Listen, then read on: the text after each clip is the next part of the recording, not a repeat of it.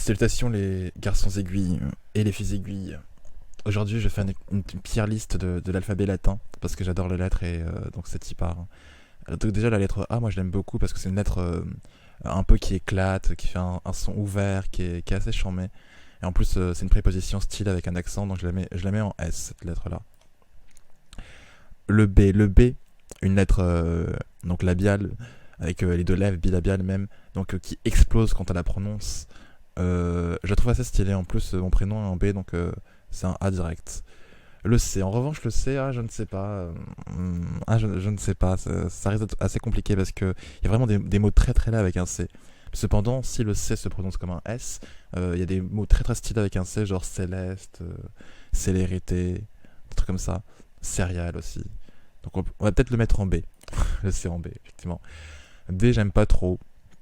D, ça manque un peu de cool kiditude en fait. C'est pas très cool kid. Donc je vais mettre ça en D justement. Excellent.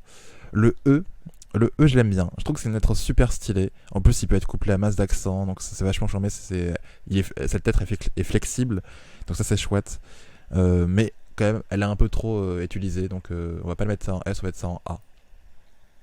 Le F. Le F. D'un côté, j'aime bien le F parce que c'est assez. Moi, je trouve ça assez exotique comme son.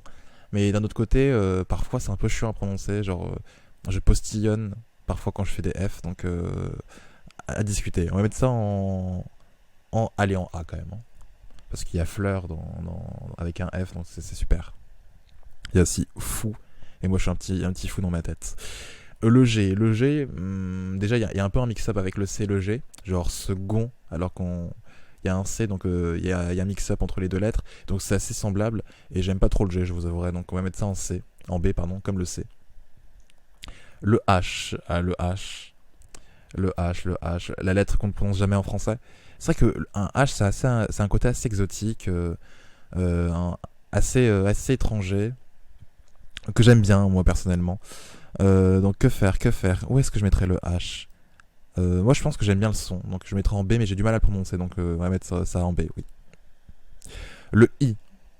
Le I, c'est un peu trop surcoté, je trouve. Genre, on rajoute des I partout pour faire un peu mignon, un peu mignard, un peu mielleux. Donc, je trouve ça un peu nul. Donc, je vais mettre ça en C. Désolé, le I. Le J. Alors, le J. Que faire? Le J. Ah, ça, j'hésite un peu quand même. C'est pas un son que j'aime beaucoup. Enfin, c'est pas une lettre que j'aime beaucoup. Et le J, je pense que je vais mettre ça aussi en C. Parce que c'est pas un truc que j'utilise souvent. Bah, si, pour le verbe. Pour la première personne du singulier, certes, mais voilà, c'est mon avis, hein. Respectez-le. Le K, je trouve ça pas très très beau, je vous avouerai. Je vais mettre ça en D. Le L, en revanche, je trouve que c'est extrêmement stylé. Surtout les allitérations en L, là c'est vraiment la grande classe, ça je le mets directement en S. Qu'est-ce que disait Rimbaud? Oui, c'était sur l'onde calme et noire où dorment les étoiles, la blanche Ophélia flotte comme un grand lit, flotte très lentement couchant ses longs voiles, on entend dans les bois lointains des alalis, pardon. Donc c'est extrêmement stylé comme lettre. Le M, moi j'aime pas trop le M parce que j'arrive pas à l'écrire comme lettre. Je fais toujours des M extrêmement moches, donc juste pour ça, ce sera en D. En revanche, le N c'est pas mal. Déjà, le N, il y a plus de réflexion à faire dessus. Moi je pense que le N c'est une chouette lettre. En plus, il y a Naruto qui commence par un N, donc c'est un bon avantage. Donc on va mettre ça en B, allez. Le oméga, le grand O, la fin de voyelle de Rimbaud. Moi, je ne suis pas trop trop fan de la sonorité du O. Enfin, je préfère le A justement. Donc on va mettre ça Ah, j'hésite beaucoup. C'est assez compliqué comme tier list. Hein. Je sais que je fais des tier lists qui ont des sujets extrêmement polémiques et qui clivent finalement, mais je vais mettre ça en C. Le P, je trouve que c'est le B en moins bien. Moi, j'aime pas trop le P, pardon.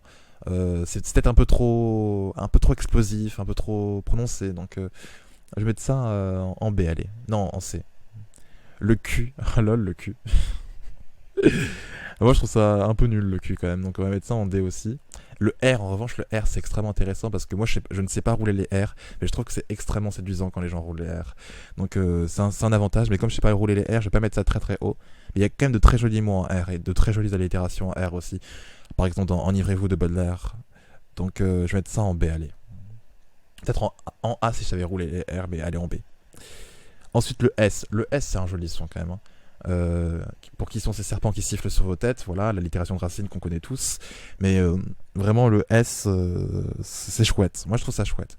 Il y a de très jolis prénoms en S, donc allez, on met ça directement en A. Le T, le T, le T. Que faire du thé? Là, j'hésite un peu. Je ne suis pas un grand fan du thé.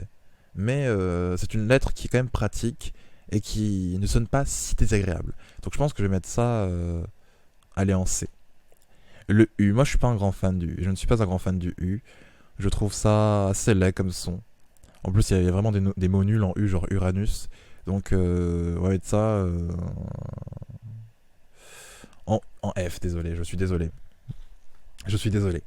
Le V par exemple, déjà ça sonne beaucoup plus latin parce qu'il y avait des V dans l'alphabet latin. Donc là j'aime beaucoup plus pardon.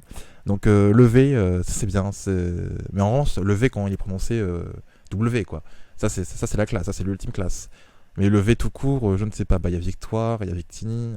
Ah je ne sais pas. Je pense que je vais mettre ça en C.